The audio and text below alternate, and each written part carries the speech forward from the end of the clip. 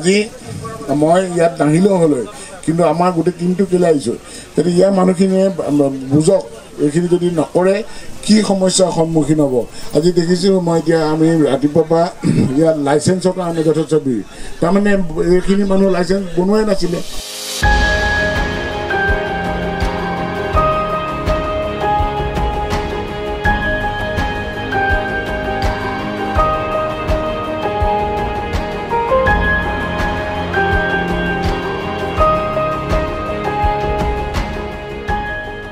প্ৰথমতে আমি আহিছোঁ একোখনকৈ লাইচেঞ্চ কেনেকৈ ল'ব পাৰি আৰু লাইচেঞ্চখন লোৱাৰ কাৰণে কি কি প্ৰক্ৰিয়া আছে আপোনালোকে জানি ভাল পাব মাননীয় মুখ্যমন্ত্ৰীয়ে এতিয়া মানুহক লাইচেঞ্চ এখন ঘৰতে বহি পোৱাৰ ব্যৱস্থা কৰি দিছে আজি ভাৰতবৰ্ষতে প্ৰথম য'ত ৰাইজৰ পৰিবহণৰ সেৱাসমূহ ৰাইজৰ ঘৰতে বহি এই সেৱাসমূহ লাভ কৰিবলৈ সক্ষম হৈছে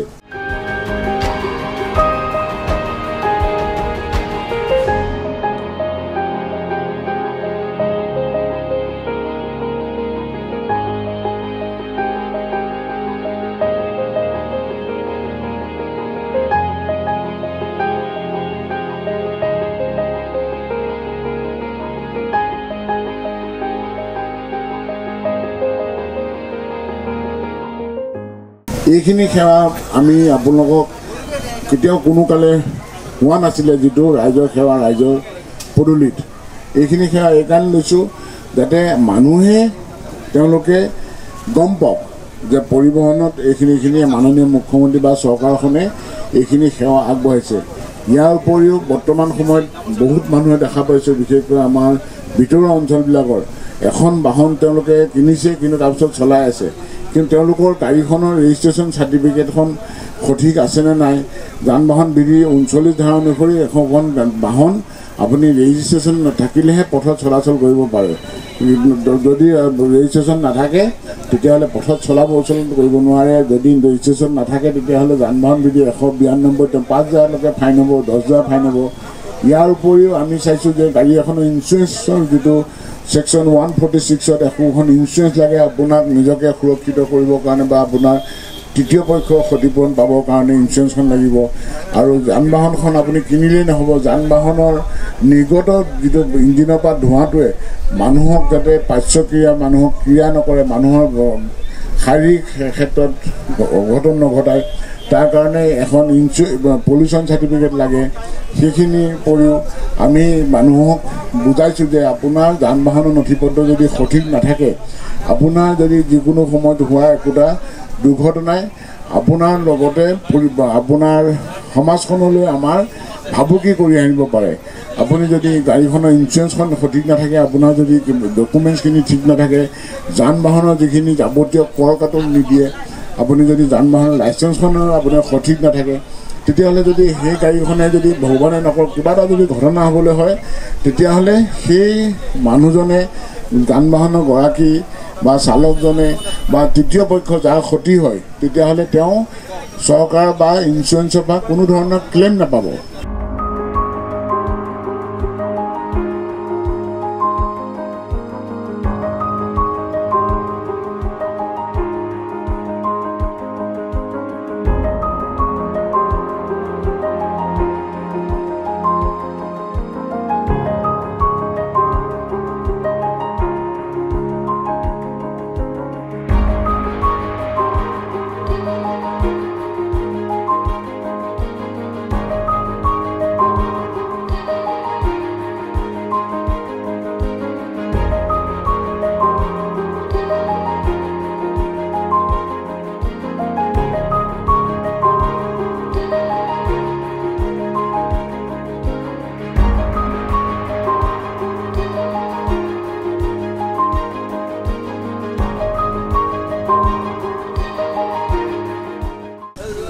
বিশেষ এক কাৰ্যসূচী লৈ আপোনালোকৰ মাজত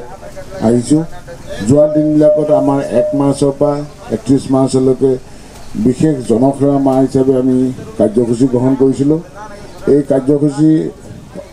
নামটো আছিলে আমাৰ ৰাইজৰ সেৱা ৰাইজৰ পদূলিত অৰ্থাৎ আমি অসম চৰকাৰ মাননীয় মুখ্যমন্ত্ৰী ডক্টৰ হিমন্ত বিশ্ব শৰ্মা মহোদয় ৰাইজৰ কাৰণে বিশেষকৈ পৰিবহণৰ লগত জড়িত বিভিন্ন সেৱা আজি এজন মানুহে প্ৰথমতে এখন যান বাহন ক্ৰয় কৰাৰ আগতে তেখেতে এখন গাড়ী চালনা অনুজ্ঞাপত্ৰ যান বাহন বিধি সেকশন 3 অনুসৰি তেখেতৰ এখন লাইসেন্স থাকিব লাগিব আৰু তেখেতে যদি যান বাহন চলোৱাৰ লাইসেন্সখন অৰ্থাৎ অনুজ্ঞাপত্ৰখন নাথাকে তেতিয়াহ'লে তেখেতে যদি বাহন এখন চলায় গাড়ী এখন চলায় 5,000লৈকে জৰিমনা হয় সেয়েহে আমি বিশেষকৈ জোৰ দিছোঁ যে মানুহ এজনে গাড়ী আমাৰ যিবিলাক গ্ৰাম্য অঞ্চল আমাৰ চহৰৰ উপৰিও যিবিলাক গ্ৰাম্য অঞ্চলত আমাৰ তেওঁলোকে অফিচৰ বিষয়ে বিশেষ জ্ঞাত নহয় আৰু তেওঁলোকে নাজানে যে আমি এখন গাড়ী চলোৱাৰ আগতে প্ৰথমতে লাইসেন্স এখন ল'ব লাগে বা অন্যান্য যান বাহনৰ কাগজপত্ৰখিনি লাগে সেই প্ৰথমতে আমি আহিছোঁ একোখনকৈ লাইসেন্স কেনেকৈ ল'ব পাৰি আৰু লাইসেন্সখন লোৱাৰ কাৰণে কি কি প্ৰক্ৰিয়া আছে আপোনালোকে জানি ভাল পাব মাননীয় মুখ্যমন্ত্ৰীয়ে এতিয়া মানুহক লাইসেন্স এখন ঘৰতে বহি পোৱাৰ ব্যৱস্থা কৰি দিছে আজি ভাৰতবৰ্ষতে প্ৰথম য'ত ৰাজ্যৰ পৰিবহণৰ সেৱাসমূহ ৰাইজৰ ঘৰতে বহি এই সেৱাসমূহ লাভ কৰিবলৈ সক্ষম হৈছে আজি সেয়েহে আমি মাননীয় মুখ্যমন্ত্ৰী ডক্টৰ হিমন্ত বিশ্ব শৰ্মা মহোদয়ৰ নিৰ্দেশত আমি এই সেৱাসমূহ যাতে অধিক ফলপ্ৰসূ হয় ৰাইজে যাতে এই আমাৰ যি আঁচনি এই সেৱাসমূহৰ বিষয়ে গম পায় সেইকাৰণে আমি এটা নিজাববীয়াকৈ এটা কাৰ্যসূচী গ্ৰহণ কৰিছোঁ ৰাইজৰ সেৱা ৰাইজৰ পদূলিত আৰু ইয়াৰ জৰিয়তে মানুহে সেৱা লাভ কৰিব আৰু মানুহে নজনা কথাখিনি পৰিবহণ খণ্ডৰ লগত জড়িত যিখিনি কথা আছে এই কথাখিনি মানুহে এই কেম্পবিলাকৰ আমি বিভিন্ন জেগাত কেম্প কৰিছোঁ আজি আমি 3টা কেম্প আজি ইয়াৰ পৰা পানীখাইটৰ পৰা আৰম্ভ কৰিছোঁ চন্দ্ৰপুৰ হাইস্কুল তাৰপিছত আকৌ চন্দ্ৰপুৰ থানা এৰিয়া এই বিভিন্ন অঞ্চল ইতিমধ্যে আমি সোণাপুৰৰ পৰা আদি কৰি আমাৰ নৱগঠিত সমজিলাসমূহ আজি নিউ গুৱাহাটী জালুকবাৰী ডিমৰীয়া এই গোটেই আমাৰ সমজিলাবিলাকত আমি কাৰ্যসূচী চলাই আছোঁ আমি সিটো চাইডে ইতিমধ্যে কৰা হৈছে আমাৰ এইটো চাইড হোৱা নাছিলে সেইকাৰণে আজি এইটো চাইডে আমাৰ পৰিবহণৰ সম্পূৰ্ণ টিম লৈ আহিছোঁ আমাৰ অফিচৰ যিখিনি মানুহ অফিচত থাকে আমাৰ সিদ্ধেশ্বৰ ৰহাং ৰিংকু কলিতা জোনালী পাটোৱাৰী জোনালী আগলৈ হওক জোনালী পাটোৱাৰী আমাৰ প্ৰাঞ্জল জিতু লক্ষ্মণ গোটেইখিনি মানুহ আমি লৈ মেলি আমাৰ ওচৰত আপোনালোকে এইখিনি আমাৰ বিষয়া কৰ্মচাৰী সকলোকে আপোনালোকৰ ওচৰত লৈ আছোঁ আমাৰ MBI মহোদয় আহিছিলে তেখেতো গাটো বেয়া লগাৰ কাৰণে তেওঁ অলপ ওলাই গৈছে আহিব তেখেত আকৌ কথাটো হৈছে এইখিনি সেৱা আমি আপোনালোকক কেতিয়াও কোনো কালে হোৱা নাছিলে যিটো ৰাইজৰ সেৱা ৰাইজৰ পদূলিত এইখিনি সেৱা এইকাৰণে লৈছোঁ যাতে মানুহে তেওঁলোকে গম পাওক যে পৰিবহণত এইখিনি মাননীয় মুখ্যমন্ত্ৰী বা চৰকাৰখনে এইখিনি সেৱা আগবঢ়াইছে ইয়াৰ উপৰিও বৰ্তমান সময়ত বহুত মানুহে দেখা পাইছে বিশেষকৈ আমাৰ ভিতৰুৱা অঞ্চলবিলাকৰ এখন বাহন তেওঁলোকে কিনিছে কিন্তু তাৰপিছত চলাই আছে কিন্তু তেওঁলোকৰ গাড়ীখনৰ ৰেজিষ্ট্ৰেশ্যন চাৰ্টিফিকেটখন সঠিক আছেনে নাই যান বাহন বিধি 39 ধাৰা অনুসৰি এখন বাহন আপুনি ৰেজিষ্ট্ৰেশ্যন নাথাকিলেহে পথত চলাচল কৰিব পাৰে যদি ৰেজিষ্ট্ৰেশ্যন নাথাকে তেতিয়াহ'লে পথত চলাচল কৰিব নোৱাৰে যদি ৰেজিষ্ট্ৰেশ্যন নাথাকে তেতিয়াহ'লে যান বাহন বিধি 192 5,000লৈকে ফাইন হ'ব 10,000 ফাইন হ'ব ইয়াৰ উপৰিও আমি চাইছোঁ যে গাড়ী এখনৰ ইঞ্চুৰেঞ্চৰ যিটো সেকশন 146ত এখন ইঞ্চুৰেঞ্চ লাগে আপোনাক নিজকে সুৰক্ষিত কৰিবৰ কাৰণে বা আপোনাৰ তৃতীয় পক্ষৰ ক্ষতিপূৰণ পাবৰ কাৰণে ইঞ্চুৰেঞ্চখন লাগিব আৰু যান বাহনখন আপুনি কিনিলেই নহ'ব যান বাহনৰ নিৰ্গত যিটো ইঞ্জিনৰ পৰা ধোঁৱাটোৱে মানুহক যাতে পাৰ্শ্বক্ৰিয়া মানুহক ক্ৰিয়া নকৰে মানুহৰ শাৰীৰিক ক্ষেত্ৰত অঘটন নঘটায় তাৰ কাৰণে এখন পলিউশ্যন চাৰ্টিফিকেট লাগে সেইখিনিৰ উপৰিও আমি মানুহক বুজাইছোঁ যে আপোনাৰ যান বাহনৰ নথিপত্ৰ যদি সঠিক নাথাকে আপোনাৰ যদি যিকোনো সময়ত হোৱা একোটা দুৰ্ঘটনাই আপোনাৰ লগতে আপোনাৰ সমাজখনলৈ আমাৰ ভাবুকি কৰি আনিব পাৰে আপুনি যদি গাড়ীখনৰ ইঞ্চুৰেঞ্চখন সঠিক নাথাকে আপোনাৰ যদি ডকুমেণ্টছখিনি ঠিক নাথাকে যান বাহনৰ যিখিনি যাৱতীয় কৰ কাটন নিদিয়ে আপুনি যদি যান বাহনৰ লাইচেঞ্চখনৰ আপোনাৰ সঠিক নাথাকে তেতিয়াহ'লে যদি সেই গাড়ীখনে যদি ভগৱানে নকৰক কিবা এটা যদি ঘটনা হ'বলৈ হয় তেতিয়াহ'লে সেই মানুহজনে যান বাহনৰ গৰাকী বা চালকজনে বা তৃতীয় পক্ষ যাৰ ক্ষতি হয় তেতিয়াহ'লে তেওঁ চৰকাৰ বা ইঞ্চুৰেঞ্চৰ পৰা কোনো ধৰণৰ ক্লেইম নাপাব। গতিকে মানুহে তেতিয়া সেই মানুহজনে যেতিয়া গম পাব যে তেওঁ দুৰ্ঘটনা হ'ল আৰু মানুহজনৰ ক্ষতিপূৰণ যথেষ্ট পৰিমাণে হ'ল, তেতিয়া তেওঁ আনকি এনেকুৱা আমাৰ সমাজত এক্সাম্পল আছে, উদাহৰণ আছে যে মানুহে নিজৰ মাটি বাৰী বিক্ৰী হ'লেও সেই মানুহজনক ক্ষতিপূৰণ দিবলগীয়া হৈছে। কিন্তু যদি আপোনাৰ নথি পত্ৰখিনি আপোনাৰ সঠিক থাকিলে হয়, আপোনাৰ লাইচেঞ্চখন যদি থাকিলে হয়, তেতিয়াহ'লে সেই ক্ষতিপূৰণটো ইঞ্চুৰেঞ্চ কোম্পানীয়ে দিলে হয়। গতিকে এইবিলাক শিকাৰ কাৰণে আমি আজি ৰাইজৰ মাজলৈ আহিছোঁ। ৰাইজক মানে এটাই কথা জনাব বিচাৰিছোঁ যে আপোনালোকৰ যিখিনি নথি পত্ৰ, এই নথি পত্ৰবিলাক সঠিক কৰি আপুনি ঠিক কৰি লওক। কাৰণ আপোনাৰ যদি নথি পত্ৰখিনি সঠিক নাথাকে, আপুনি আৰু লগতে আমাৰ সমাজখনৰ যিকোনো সময়ত বিপদ সংকুল অৱস্থাত থাকিব। আমি সেইকাৰণে আজি ইয়ালৈ আহিছোঁ, ৰাইজৰ মাজত থাকি ৰাইজৰ সেৱাখিনি, ৰাইজৰ দুখ দুৰ্দশা বুজিব ওলাইছোঁ। ৰাইজৰ কি অভাৱ অভিযোগ আছে, পৰিবহণৰ কি তেওঁলোকে আমাৰ কৰিব পৰা নাই। আজি বহুত ক্ষেত্ৰত দেখা গৈছে যে আমাৰ